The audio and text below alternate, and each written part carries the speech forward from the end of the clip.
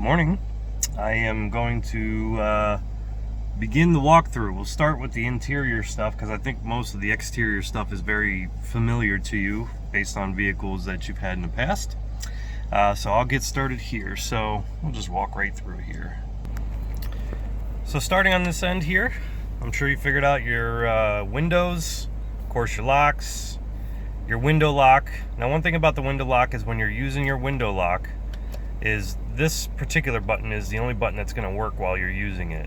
Otherwise these three will be unusable, so don't think there's something wrong with the vehicle. That's just how Subaru does it. Now this button right here, this is your folding mirrors. So when you click it, your mirrors fold in like so. There you go. These are your settings for the memory seats for the two of you. So basically what you would do is just set your seat to where you want it, and then you can hold in the set button and then hold in one or two and you'll get a confirmation beep, just like that. Pretty easy, pretty self-explanatory there. Here, this is how you open your trunk from the inside of the vehicle. The key fob also opens the trunk as well. You just hold down on the trunk button for the key fob, it opens and closes it as well. It's going to be for your interior lights for your back passengers. You just click it and it turns on the lights on the interior side, on and off. Pretty easy there. This button right here, so this button would be a memory button for your trunk. You can toggle it in just like that and then toggle out. And then basically what it does is when you open up the trunk, it doesn't open up all the way. This way if you have something on top of the vehicle or a low ceiling, you don't crash the tailgate into it. When it opens up partially, you can then open and close it manually and control the door or the hatch. This button toggles on and off your traction control. I wouldn't recommend that you turn that off, but if you do, for purposes of rocking your vehicle out of like a deep snow or deep mud, this is where you would do that. And when you do that, I'll hold it in for a second, it shows up in your cluster right there as off. Pretty easy there. I'll just turn it back on. This button turns on and off your blind spot detection. The blind spot detection shows up right here. When I turn it off, you get a little confirmation beep, and then this is what you see. And then when you turn it on, that all goes away and you get a beep on the exterior mirrors to give you a confirmation that it's on. This roller is your interior lights, like for your cluster here. With auto headlights on, the interior light cluster does not make any changes to the interior lights unless the actual headlights are on.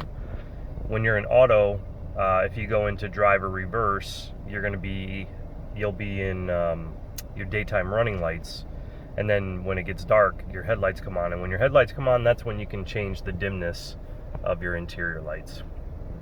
Other than that, to get your brights, you just push forward on the stalk, just like that. You have paddle shifters. Right here's your downshift, right here's your upshift. On this side, your stalk, this is going to be for your windshield wipers. So up one just does one quicken over like that. Down one, you'll have a steady, whatever your speeds are that you choose, however you'd like to do that. Down two is a steady low. Down three is a steady high. So easiest way to remember it is up one, down three, and that will be your speeds. Now starting on the steering wheel buttons, there's these three right here, and those control the screen here. So toggling up and down, and this one is for a selection. When I toggle, it toggles through different screens, and you can choose the screen of your liking. Now there is a way to get into the settings of the screen. You'll get to this screen first, and then the middle button you'll hold it in and the screen will change, and then from there you can go into your settings. And the settings are for the screen. You can play around with those settings. You'll use the up and down to toggle like this, and then to select the page that you want to look at, like that says 4 out of 9, you'll use the middle button to select that, and then you'll get into those settings. And in this particular case, I'm just going to toggle down to exit or go back, and we'll go from there.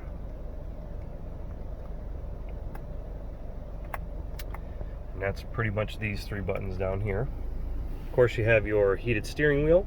You'll pull in on it, the light comes on and off. And that's on the other side of the steering wheel there.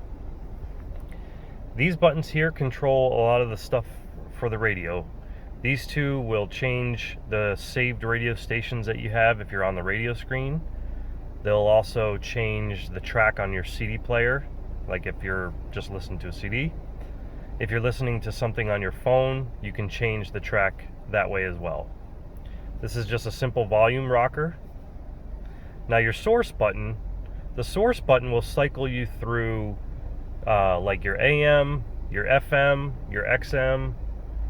If you have a CD in the CD player, it'll cycle through the CD player. If you're listening, or if you have your phone connected and you want to listen to that next, you just hit source and it'll cycle over to the Bluetooth audio for you. Pretty simple. Just think of it as like a source on your TV, like HDMI 1, video 1, video 2, that kind of thing. This is your voice command button. You can use that for a number of different things. You can call somebody. You can tell the radio to tune into a specific radio station. You can tell it to set the temperature to a certain temperature for yourself. Any one of those options. There's certainly more of the voice commands that you can that you'll have. I just don't know all of them. Personally, I use it mainly just to call people. Otherwise, I just set my own temperatures and do that stuff too. But you have that availability. Moving over, so this screen up here, that's called the driver information eyelid screen. That screen is controlled with these buttons here. As you see on the left, there's a number of different bullet points. And what this does is it chooses the screens, so you can cycle through your screens to whatever screen you would like. And you'll figure out kind of what you want to look at on a regular basis. Personally, I just look at the, which one is it here? I just usually have it there. It's probably the most information that I'm really interested in anyways. But you folks will figure out where you'd like it. There is a way to get into the settings of this screen. That is toggling down to that screen right there. When you do that, you hold in this button. So now that you're in this screen, you can simply select by doing something like this, and get into other settings and stuff like that. So I'm just going to go back, get out of here, and go up 1. Right here we have your emergency lights, as you can see. Down here, this is your parking brake.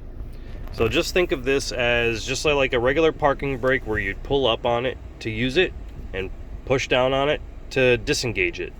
The difference here is, being an electronic parking brake, is the way you activate it is you'll put your foot on the brake first, like so, and then you'll pull up on it. And when you pull up on it, you'll see that it's a red dot here. You'll have the red park word right in there if it focuses. There you go. And then to disengage in it, you just leave your foot on the brake or put your foot on the brake again and then push down. Just like that. Pretty simple. Manual, that's how you'll go into where you can do the paddle shifters. So normally you'll just go into drive. This is normal. This way would give you manual, and then you can control that with these paddle shifters in the back. Opening up the middle console. Change tray usually is with each touring model. Other than that, you just have, it's basically it, other than whatever inspection stickers that may be in there upon taking it home last night. So right here, this is just your connections for an auxiliary. Of course, you got 2 USB plugs in here. Pretty easy there. This button, this particular button, AVH, stands for Auto Vehicle Hold. So when you click it, it shows up right there in green, AVH. So I'm going to turn it off and then turn it back on. Basically what that does is if you're parked on a hill with your e-brake, normally what you would do is you would, come out of your event. Let's say the e-brake was on. You're going to come out of your event, you're parked on a hill, and what happens is you'll come out, you'll get in the car, start it, you'll put the e-brake down, you'll go into drive, and then what happens is you start rocking backwards. And what the AVH does is it holds the brakes for 2 seconds so that you can go from brake to pedal without having to coast backwards when you're parked on a hill. Pretty easy there. Now the X mode, when I click it, this is what you'll see happen. So that's off, on, that kind of stuff. And it changes up here. Those things change too. Basically what that does is it's specifically for off-road driving purposes. It works up to 18 miles an hour. It heightens the computer's senses to understanding alternating terrain. It also doesn't allow you to descend down a hill real fast. So usually you're not on smooth pavement on, like when you're driving off road. So if you go up and over a hill, you don't want this thing to launch you down the hill. So it's kind of like an engine braking for hill. But again, once you're over 18 miles an hour, you're just on your normal all-wheel drive system. So moving on to the climate control system, pretty easy. This is your 3 levels of cooled seats. And of course the passenger side over here. Your 3 levels of heated seats. Of course it's warm out here, so I'll turn mine back on. This is your recirculation for the air. This is your front defroster.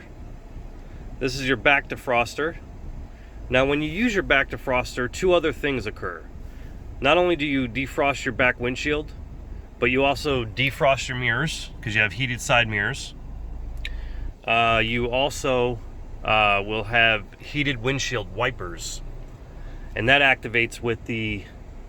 activates with the rear defroster. So the rear defroster defrosts the back window, defrosts the mirrors, and defrosts your windshield wipers as well. And then of course your AC button, and then your passenger side connections here. So your climate controller here is pretty self-explanatory. This is going to be the fan speed. Now each of us can have our own temperature. I can have my own over here. If I'm over here and you're over here, I can sync them together here like that. Now this right here turns on or off the ability to have the rear climate control. So that's the rear. And then if you want to lock the second row from being able to change the climate, that's where you'll do that here. So this means they can't change it in the back, and you can change it up here. That means that they have control in the back. Now your mode is your fan direction, and that's used right here. So when you click that, as you can see, our little guy is changing. That's where you change the direction of your fan.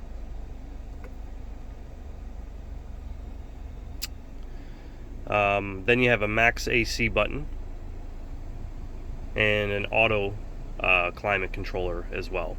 The auto climate control would be good for a scenario if you're on a long trip and you feel good, it feels good in the car. You just click auto and it will adjust the heat. It'll adjust the climate as needed. So if it gets hotter, it'll cool down. If it gets too cold, it'll heat up, that kind of thing. Or not really heat up, I suppose it would just shut off until it gets too hot again. But that's what you'll do in auto. Coming over to the computer side of things.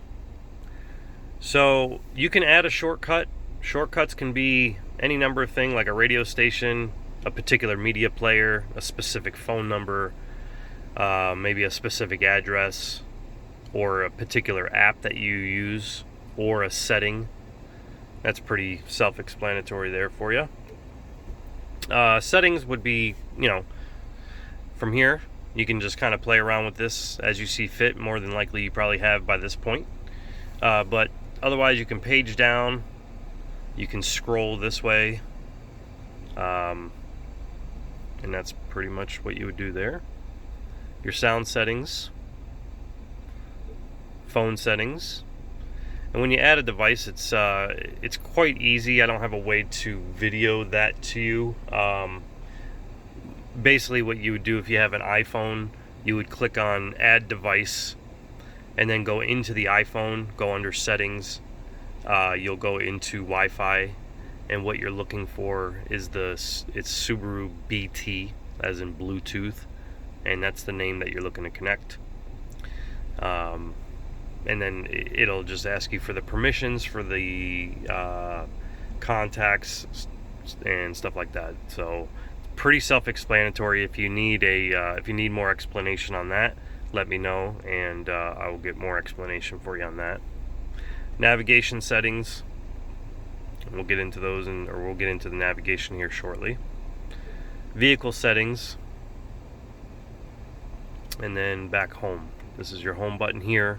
It stays up on your screen up there, but home settings right there for you, our home button. Now the Subaru Starlink and the My Subaru, those are apps. They would be snapshots into your My Subaru account or Starlink account. Actually, the Starlink account, or the Starlink button, it has some virtual walkthroughs and stuff like that. Generally, what you'll need to do is you'll have to be in park and with your e-brake on to be able to access that. But you would also need to download the app on your phone. I know we were talking about the My Subaru stuff with the remote starter, which I'll reach out to you, but that's how you would log into it on the screen. Most folks generally just do these things on their phone if they're sitting in the parking lot waiting for their spouse to do something. I've never actually used it on my screens. I just never had a need to. I always just use the app on my phone. The media player, this would show, like, if you had a CD in the CD player, or if you had something connected to one of the USBs down here, or your phone being connected Bluetooth, that would highlight, or something connected to the auxiliary down here. Whatever that would be would highlight for you, and you can select which media source you'd like to use. I generally just have my phone connected to Bluetooth. I don't use CDs in my car, and I don't really use my USB as a flash drive player, but if you have a flash drive with a bunch of music on it, you can plug it right in and you can play it right off the flash drive. Let's see. Next thing, of course, the phone. We don't really have the ability to do anything with the phone at the moment. Up here, I think I showed you guys that you have a feed as a live camera. The nice thing is you can turn this thing however you want. You're always going to get the same picture. Otherwise, your regular camera or mirror. These three here, these three buttons here, they control garage door openers, gates if you have them. You can program those to here. These three buttons, they control the settings to your camera, and you can do a number of different things, as you see. I know it's not the best there. So this one, goes down, and then I can select here, or I can hit back here, and you can go through those settings. So these buttons on the roof here, or I guess this area here, you have your glasses. You can have a sunglasses holder, and it doubles as a convex mirror, and you will be able to see all the little kids in the third row doing the naughty business. Actually, I don't think you're actually going to have kids in the third row. I don't know if we mentioned that or not. Anyways, put that up. Also here, SOS and information. If you were to sign up with Starlink, you can call emergency services that way, or change packages, or call them, or concierge. You can do that through the blue button. Up here we have lane departure warning. Now if you want to turn off lane departure warning, when you hold in the button, you hold it in for 2 seconds and it shows up right there, and that lets you know it's off. And then when you hold it in again, turns it on. That indicates that it's on. The same scenario for the smart city braking. If you want to turn that off, you can do that as well. Let's see, map lights. This is the open up your door and the lights come on, or leave it off. If you open up your door, it's off. That's what that button does. You have your vanity mirrors, and then your visor comes off and it slides. This is going to be the button for your big panoramic moonroof here. So you have the electric shade, and then wait for that to open up. So now you have it open. From there, you can tilt it. So I can tilt it a little bit, or I can open it, and that's what it is. There you go. And then close it, and then close it all the way, and now we're closed. And then I could shut my shade, and now my shade is shutting.